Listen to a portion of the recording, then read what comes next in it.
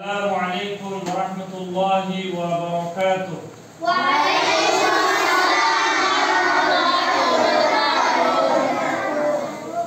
الحمد لله والصلاة والسلام على أشرف الأنبياء نبينا محمد وعلى آله وصحبه أجمعين.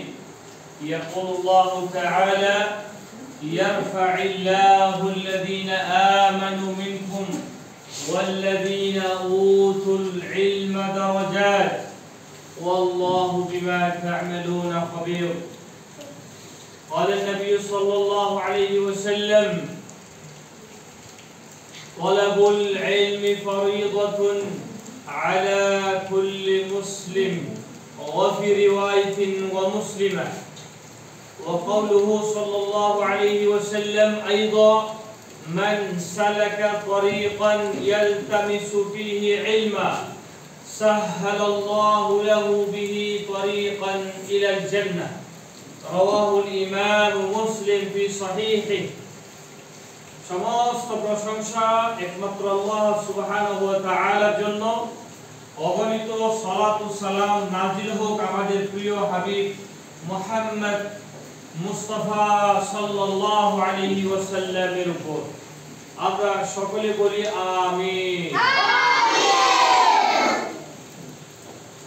কক্সবাজার জেলার উকিয়া উপজেলাধীন চন্দ্রবনিয়া এরিয়ায় অবস্থিত আন-নূর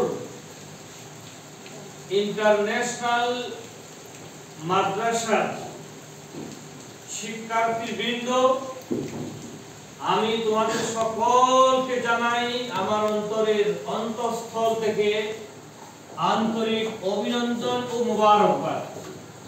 এবং আমি তোমাদের সবাইকে বলছি আহলান ওয়া সাহলান ওয়া মারহাবান বিকুম জামিআ। তোমরা সবাই কেমন আছো? আল্লাহ তাআলা আমাদের সবাইকে ভালো রাখুন, বলো আমিন। আমরা ভালো থাকতে চাই, আমরা সুস্থ থাকতে চাই। আমরা যদি সুস্থ থাকি তাহলে আমরা পড়ালেখা করতে আর যদি অসুস্থ থাকি আমরা পড়ালেখা করতে পারবো না। আমি তোমাদের উদ্দেশ্যে কিছু গুরুত্বপূর্ণ কথা বলবো ইনশাআল্লাহ। সবাই ধৈর্যের সহিত আমার এই কথাগুলো শুনবা ইনশাআল্লাহ, ঠিক আছে?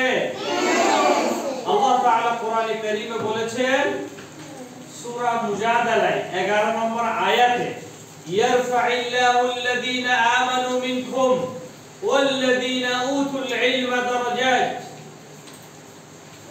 আল্লাহ তাআলা তোমাদের মধ্যে যারা ঈমান এনেছে এবং যাদেরকে জ্ঞান দান করা হয়েছে শরীয়তে, তাদেরকে আল্লাহ সুবহানাহু ওয়া তাআলা অধিক সম্মান প্রদান করবেন। সুবহানাল্লাহ।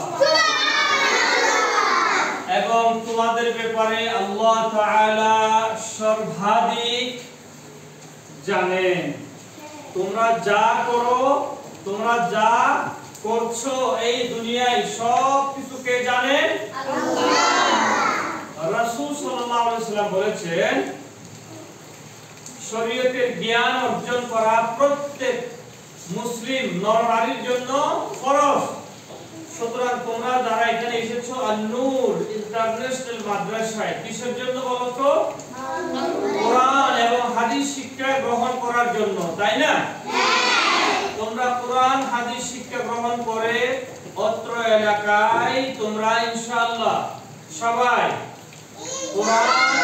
কোরআন এর প্রসার প্রসারের জন্য ছড়িয়ে পড়বে।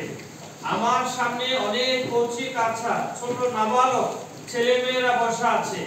তো এই মাদ্রাসা যারা এত সুন্দর একটি শিক্ষার ব্যবস্থা করেছেন, আমি আমার তরফ থেকে অত্র প্রতিষ্ঠানের সম্মানিত পরিচালক এবং অত্র মাদ্রাসার সম্মানিত শিক্ষক বৃন্দ সহ সকলকে আমার অন্তরের অন্তঃস্থল থেকে আমি ধন্যবাদ জ্ঞাপন করি।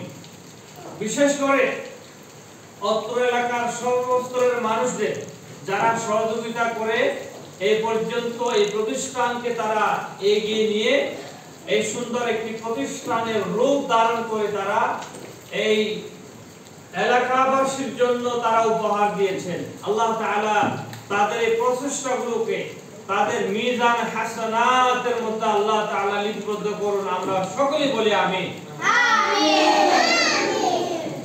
আমরা কোরআন শিখব।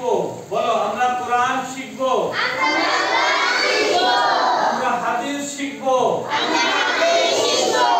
কোরআন এবং হাদিস শিখে আমরা জীবন গড়ব। আমরা রাসূলের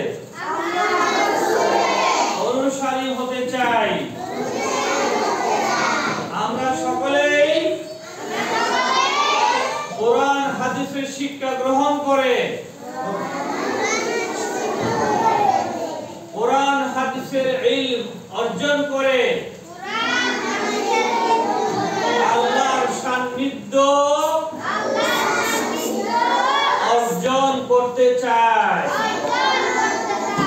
হে আল্লাহ, তুমি আমাদের এই প্রত্যাশা কবুল করে নাও। আমিন। কোরআন এবং হাদিস শিখতে হলে নিয়মিত মাদ্রাসায় আসতে হবে। নিয়মিত মাদ্রাসায় আসতে হবে। 2 নাম্বার, রাস্তায় দুষ্টামি করা যাবে না।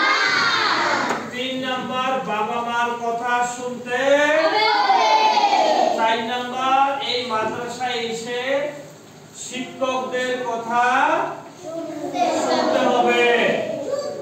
শিক্ষকদের কথা কি করতে হবে?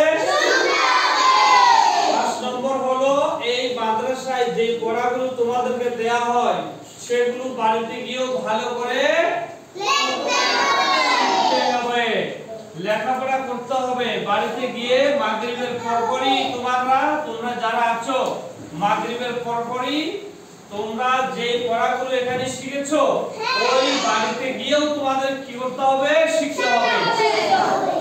দুষ্টামি করা যাবে না, গালিগালাজ করা যাবে না, কাউকে কিছু বলা যাবে না।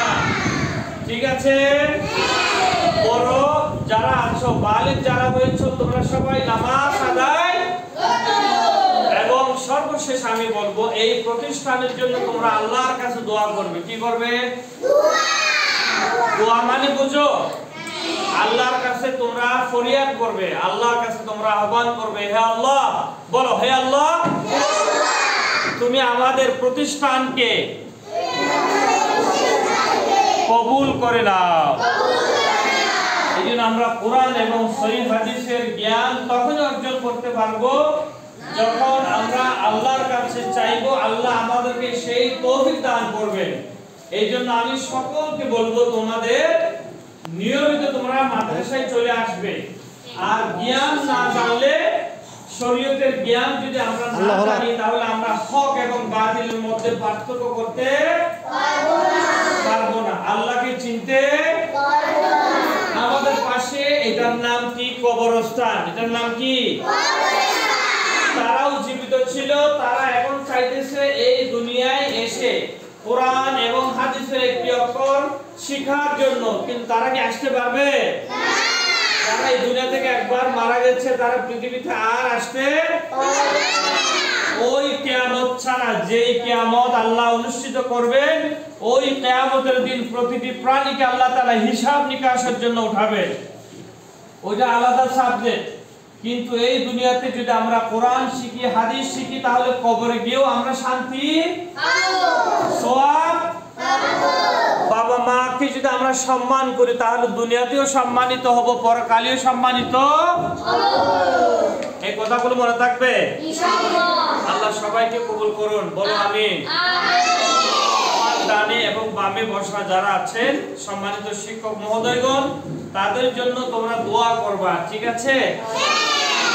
আর আমি বলবো তোমাদের সকলকে, যারা 7 বছর পদার্পণ করেছো, অর্থাৎ 7 বছরে পৌঁছেছো, সকলে তোমরা নামাজ পড়বা মসজিদে এসে। পারবে?